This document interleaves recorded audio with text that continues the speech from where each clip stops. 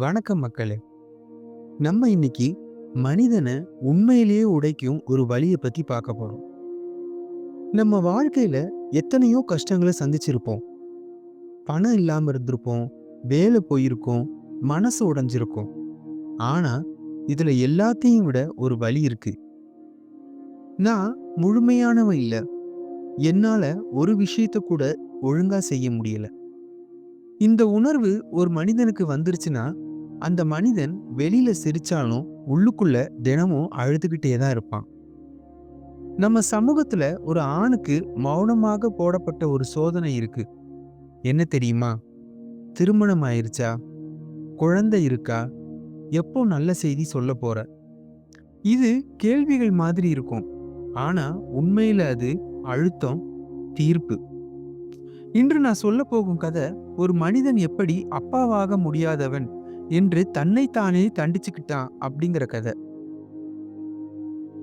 இந்த கதையை கேட்டுக்கிட்டு இருக்க ஒரு சிலரும் இதே மாதிரி நிலைமையில இருந்தீங்கன்னா, இந்த கதை உங்களுக்கு ஒரு தெளிவான ஒரு விளக்கத்தை கொடுக்கும். உங்க மனசையும் ஆறுதல் படுத்தும். நீங்க இந்த கதையை கேட்க தயாராக இருந்தீங்கன்னா, இந்த கதைக்கு ஒரு லைக் பண்ணுங்க. கமெண்ட் செக்ஷன்ல உங்க மனசுல என்ன இருக்கோ அதை தெளிவா எழுதுங்க.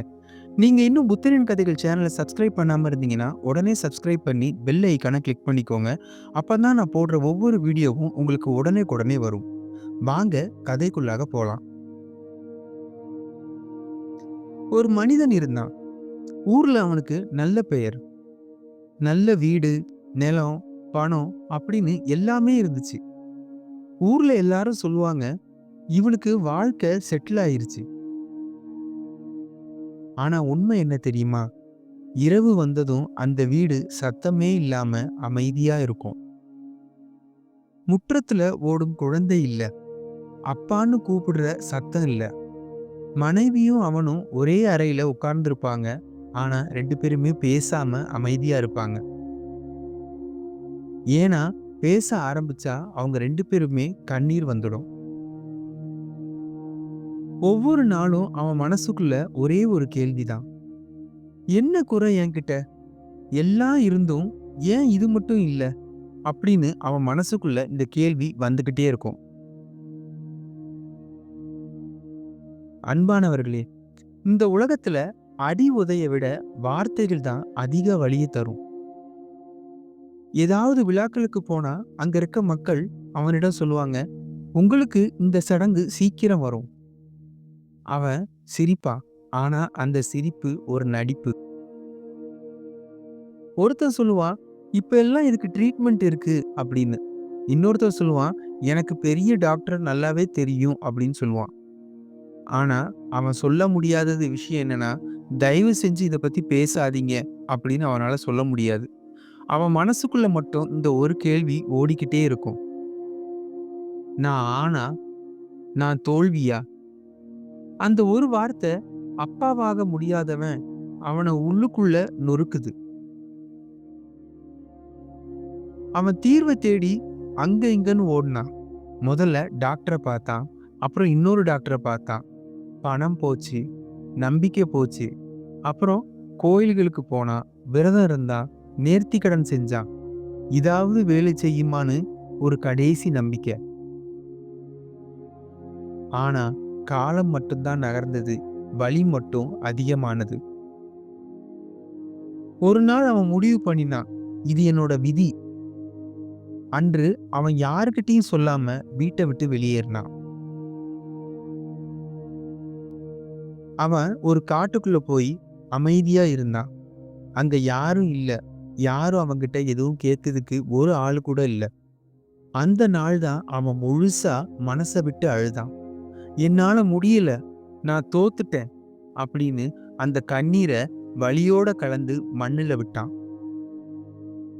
அந்த அமைதிக்குள்ள ஒரு மனிதர் அமர்ந்திருந்தார். அவர் வேற யாரும் இல்ல, அவர்தான் புத்தர். அவன் புத்தரின் காலடியில் விழுந்து சொன்னான், பகவானே, எனக்கு எல்லாம் இருக்கு. ஆனா ஒரே ஒரு குறைதான், நான் அப்பாவாக முடியாதவன் அப்படின்னு சொல்லி புத்தர் காலடியில அழுது புலம்பினான். புத்தர் மெதுவாக கேட்டார், யார் சொன்னது நீ தோல்வி என்று? அப்படின்னு அவன்கிட்ட கேட்டார். அவன் பதில் சொல்ல முடியாம விழி பிதுங்கி நின்னான்.